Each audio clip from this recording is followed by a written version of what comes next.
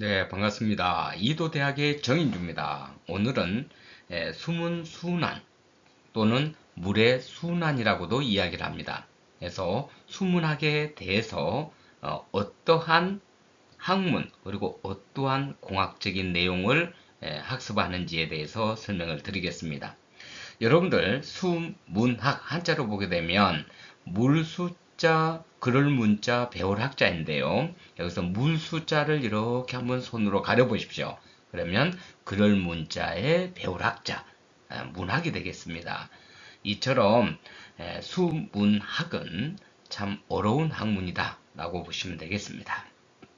자, 그래서 수문학에서는 우리 먼저 확률 강우량을 배우면서 수문학을 공부하기 위해서는 확률적 개념을 좀 이해를 해야 될 것 같습니다. 약 30년 전의 데이터를 분석을 해서 향후 200년, 500년, 1000년 빈도에 해당하는 강우량을 우리는 예측을 하는 거죠. 이렇게 예측된 강우량에 대해서 우리는 또 확률 홍수량을 산정을 해서 어떤 시설물 계획을 수립하는데 사용을 하고 있습니다.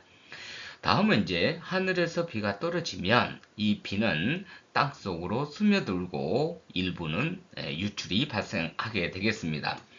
그래서 어느 정도 유출이 발생할 것이냐, 이걸 우리는 시행값이라고 이야기를 하고 있어요. 다음은 저 산 꼭대기에서부터 이 하천 유출부까지, 그러니까 하천 방류되는 데까지 시간이 걸릴 거 아니에요. 이러한 시간을 우리는 도달 시간이라고 이야기를 하고 있습니다. 근데 이제 물이 흘러내려오면서 어떤 곳에는 또 저류가 되고 또 흘러내려오고 이런 유역의 현상에 따라서 우수가 흘러내려오다가 이제 저류가 되는 이런 값을 우리는 저류상수 값을 산정을 해서 전체 나중에 홍수량을 산정하는 데 적용하게 되겠습니다. 결국은 그래서 최종 홍수량을 산정하는데 그림으로 이를 한번 살펴보도록 하겠습니다. 이와 같은 산이 위치하고 있는데 하늘에서 비가 떨어집니다. 그러면 우리는 비가 어때요?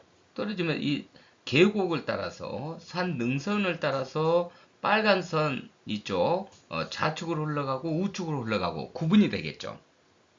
이렇게 구분된 선을 이렇게 쭉 연결을 하게 되면 유역이 되겠습니다. 이걸 유역도라고 이야기를 하죠. 어떻든 빨간 선을 기준으로 해서 이제 하늘에서 떨어진 비가 땅에 떨어지고 유출이 발생하겠습니다. 그래서 흐르다가 어떤 것은 저류가 되고 계속 흘러내려오다가 바다로 이제 유화가 되는데요. 이러한 흐름을 지표면 유출이라고 이야기를 하고 있습니다. 또 이제 일부는 또 땅속으로 스며드는데 이거를 침투라고 이야기를 합니다. 이런 침투된 물들은 모여서 신압으로 이제 흘러서 결국 바다로 유출이 되는데요. 이런 걸 지표하 유출이라고 이야기를 하고 있습니다. 또 침투된 물은 중력에 의해서 계속 아래로 스며들고 있는데 이를 우리는 침루라고 표현을 하고 있습니다. 이런 침루된 물들은 결국 하루비에 지하수를 형성을 하게 되는데 이렇게 지하수를 형성을 해서 바다로 유출되는 유출 지점으로 유출되는 것을 우리는 지하수 유출이라고 합니다.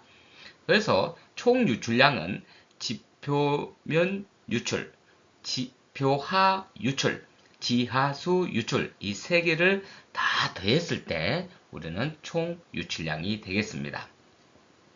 어떻든 하늘에서 떨어진 강우는 강우를 토대로 해서 우리는 확률 강우량을 산정하고 스며들고 유출되고 하는 값을 우리는 CN값을 산정하게 되겠습니다. 또한 우리 전체 유역에서 저류가 되고 또 유출이 되고 한다고 이야기했죠. 그 다음에 이제 전체적으로 이 유역에 도달 시간을 산정하기 위해서는 우리가 유역의 평균 경사를 산정하는데 이런 경사에 의해서 도달 시간을 산정을 하고 있습니다. 자, 그리고 이제 이렇게 다 산정이 되면 결국은 지표면 유출량과 지표화 유출량을 합산을 해서 우리가 이제 홍수량을 산정을 하고 나머지는 기저 유출량을 산정해서 합산을 해서 총 유출량을 산정하게 되겠습니다. 보통 설계에 사용하고 있는 유출량은 서페이스로서 지표면 유출량으로 우리가 산정을 하고 있다. 이렇게 이해를 하시면 되겠습니다. 어떻든 이렇게 유출량을 산정하는 데에서는 이제 수문학이라고 이야기를 하고 그 다음에 이제 이 전체 유역의 홍수량을 산정했으면 이 홍수량 산정된 값을 가지고 이제 하천의 제방의 높이라든지 우수관로 규격을 결정한다든지 이렇게 결정을 하는데 사용하게 되겠습니다. 이때 이제 수리학이 적용이 되겠죠. 자, 그러면 수문학은 결국은 어떤 유역의 형상에 따라서 도달 시간도 달라질 것이고 유역의 형상이 길쭉한 형상 또는 둥근 형상에 따라서 홍수량이 달라집니다.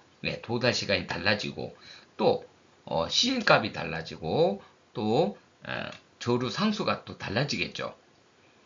방금 이제 이 식은 3.6분의 1은 단위 환산 때문에 써놓은 거예요.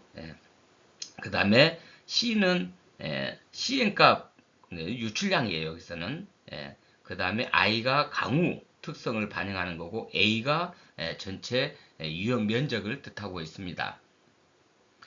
자, 근데 여기서 Q를 이제 홍수량인데 이건 합리식이라 그래요. 합리식에 의해서 약 4제곱킬로미터 이하에 적용을 하면 뭐 적절하다라고 말씀을 하신 분도 있는데 아무튼 아주 소규모 유역에 대해서는 이 홍수량을 산정할 때 합리식을 적용하면 되고 국내의 경우에는 아직 클라크 모형, 클라크 유역 추적법을 이용을 해서 홍수량을 산정을 하고 있습니다. 이들은 모두 미계측 유역에 대한 홍수량을 산정하는 기술인데요. 앞으로는 계측을 통한 홍수량을 산정해야 되겠습니다. 어떻든 일부 하늘에서 강우가 내리고 그 다음에 침투되고 그 전체 면적에 침투된 양을 고려를 하게 되면 결국 Q라는 홍수량이 산정이 되겠습니다. 또 수리학을 한번 보게 되면 Q는 AV 질량 보존의 법칙 혹시 기억나시나요? 질량 보존의 법칙. 우리 수리학의 3대 방정식, 질량 보존의 법칙인 연속 방정식, 그 다음에 뉴턴의 제2법칙, 그 다음에 에너지 불변의 법칙의 베르누이 방정식, 이렇게 세 가지 방정식이 있는데요. 여기서는 연속 방정식이 되겠습니다.